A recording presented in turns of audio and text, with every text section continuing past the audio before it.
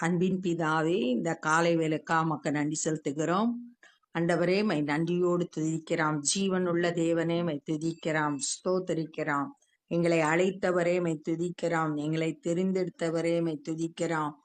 நீங்கள் கிறிஸ்துவினுடையவர்கள், கிறிஸ்து தேவனுடையவர் என்று சொல்லப்பட்டிருக்கிற வேத வசனத்தின்படி நாங்கள் உமக்கு சொந்தமானவர்களாய் இருக்கிறபடியால் உம்மை துதிக்கிறோம். உடைய கரத்துல எங்களை ஒப்பு கொடுக்கிறோம். இந்த நாளின் வேத தியானத்தை எங்களுக்கு ஆசீர்வதித்து தாங்க. நீங்க எங்க கூட பேசுங்க.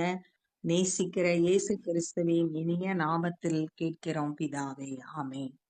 அப்போஸ்தலர் 2வது அதிகாரம் 39வது வசனம். வாக்குத்தத்தமானது உங்களுக்கும் உங்கள் பிள்ளைகளுக்கும் நம்முடைய தேவனாகிய கர்த்தர் வரவழைக்கும் தூரத்தில் உள்ள யாவருக்கும் உண்டாயிருக்கிறது என்று சொல்லி. இப்ப இந்த அதிகாரத்துல நம்ம பேதுரு பிரசங்கம் பண்றாரு. யாருக்குன்னா, பரிசுத்த ஆவியை இவங்க பெற்றுக்கொள்ளும் போது அதை சுத்திலும் பார்த்துக்கிட்டு இருந்த யூதர்களுக்கு அவர் பேசுகிறார். யூத ஜனங்களுக்கு பேசுகிறார். எருசலேமில் இருந்த யூத ஜனங்களுக்கு பேதுரு பேசுறார்.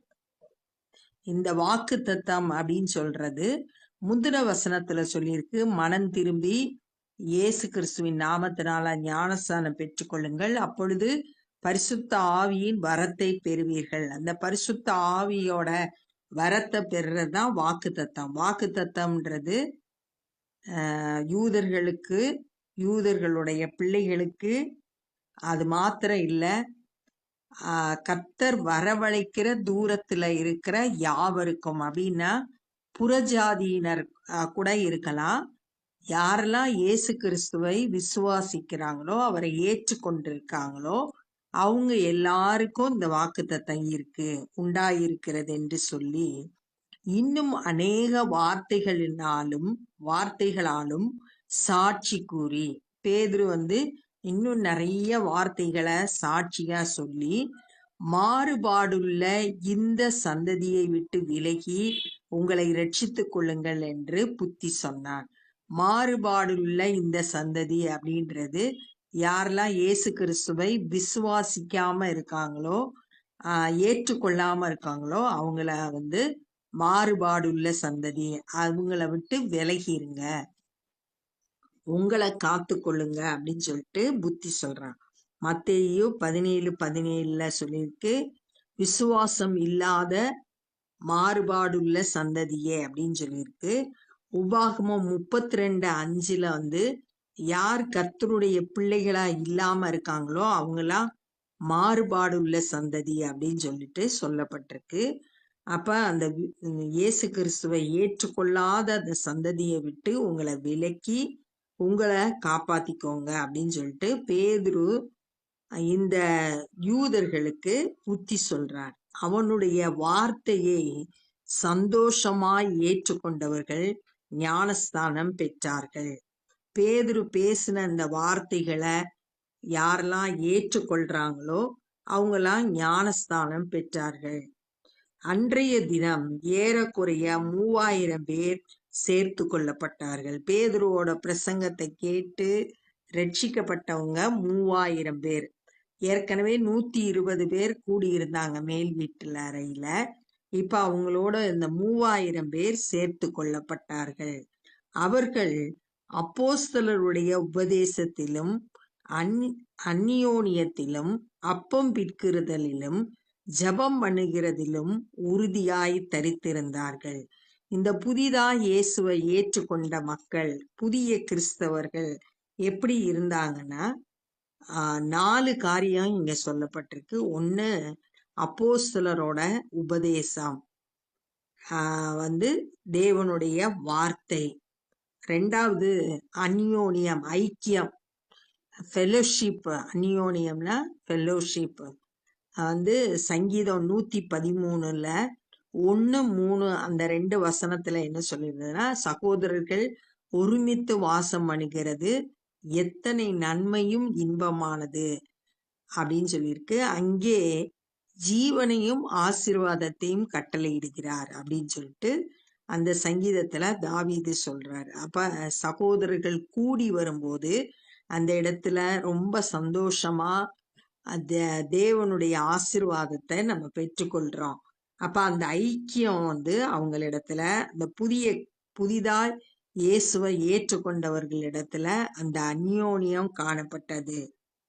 அப்பம் பிற்குதல் அப்படின்றது இயேசு கிறிஸ்துவுடைய சிலுவையில அவர் என்ன செய்தார் அப்படின்றத நினைவு கூர்ந்து நமக்காக பிற்கப்பட்டது அவருடைய சரீரம், நமக்காக சிந்தப்பட்டது இயேசுவோட ரத்தம். அந்த சிலுவையில நம்மளுடைய பாவத்தை அவருக்குரிய தண்டனைய அவர் ஏற்றுக்கொண்டு நமக்கு ரட்சிப்பை கொடுத்திருக்காரு அப்படின்றத நினைவு கூறும்படி இந்த அப்பம் பிற்குதல். அடுத்து ஜெபம் பண்ணுதல். ஜெபம் பண்ணும்போது தேவ பலனை பெற்றுக்கொள்ளலாம், தேவ பிரசன்னத்தை உணர முடியும், தேவனோடு ஐக்கியப்பட முடியும். இதுல அவங்க உறுதியாய் தரித்திருந்தாங்க. கர்த்தருடைய வார்த்தை, ஐக்கியம், இயேசு சிலுவையில் செய்த நமக்காக செய்த தம்முடைய சரீரத்தையே பலியா ஒப்பு கொடுத்ததை நினைவு கூறுகிறது ஜெபம் பண்றது. இது நாளும் ஆவிக்குரிய வாழ்க்கைக்கு ரொம்ப அவசியமானது. அதுல அவங்க உறுதியாய் தரித்திருந்தார்கள். நம்மளும் இந்த 4 காரியத்திலையும் உறுதியாய் இருக்கணும். எல்லாருக்கும் பயம் உண்டாயிற்று. அப்போஸ்தலர்கள்னாலே அநேக அற்புதங்களும் அடையாளங்களும் செய்யப்பட்டது. இது இந்த வசனம் தேவனுடைய வல்லமையை காட்டுது. இது எல்லாத்தையும் பார்த்துக்கிட்டு இருந்த ஜனங்களுக்குள்ள ஒரு தேவன் மேல ஒரு பயம் உண்டாயிற்று. அற்புத அடையாளங்கள் அப்போஸ்தலர்கள் மூலம் செய்யப்பட்டது. அதன் மூலம் தேவனுடைய வல்லமை வெளிப்பட்டுச்சு. நிறைய அற்புதங்கள் அடையாளங்கள் நடந்தது அப்போஸ்தலர் காலத்துல. விசுவாசிகள் எல்லாரும் ஒருமித்து சகலத்தையும் பொதுவாய் வைத்து அனுபவித்தார்கள். எல்லாம் ஒரு மனம் அவங்க கிட்ட காணப்பட்டுச்சு. ஒருமித்து செயல்பட்டாங்க. எல்லாத்தையும் பொதுவா வச்சுக்கிட்டாங்க. சுயநலம் இல்லாத ஒரு வாழ்க்கை வாழ்ந்தாங்க. காணியாட்சிகளையும் ஆஸ்திகளையும் விற்று ஒவ்வொருவனும் தேவையானதற்கு தக்கதாக அவைகளில் எல்லாருக்கும் பகிர்ந்து கொடுத்தார்கள். தங்களுடைய சொத்துக்களை எல்லாம் வித்து எல்லாருக்கும் பொதுவாக்கிட்டாங்க. யார் யாருக்கு என்ன தேவையோ அது மட்டும் பகிர்ந்து கொடுக்கப்பட்டது.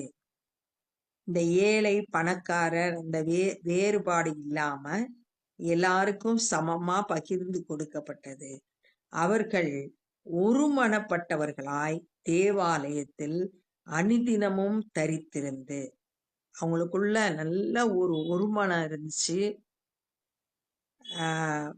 தேவாலயத்துல டெய்லி கூடுனாங்க. ஒரு நாள் தவறாம எல்லா நாளும் தேவாலயத்துல கூடி வீடுகள் தோறும் அப்பம் விட்டு மகிழ்ச்சியோடும் கபடம் இல்லாத இருதயத்தோடும் போஜனம் பண்ணி வீடுகள் தோறும் அப்பம் விட்டாங்க. வீடுகள் தோறும் கூடி அப்பம் விட்டாங்க, ஐக்கியப்பட்டாங்க, மகிழ்ச்சியோடு இருந்தாங்க.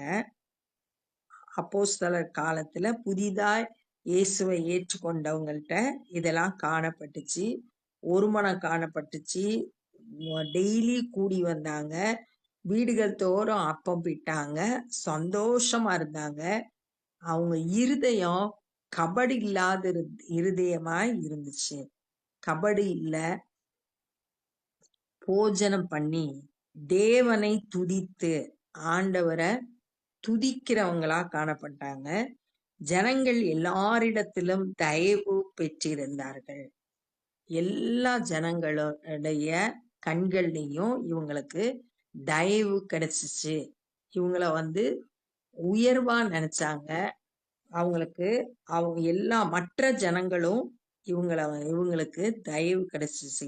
மற்றவங்களிடத்திலும் இவங்களுக்கு தயவு கிடைச்சிச்சு. ரட்சிக்கப்படுகிறவர்களை கர்த்தர் அனுதினமும் சபையிலே சேர்த்து கொண்டு வந்தார்.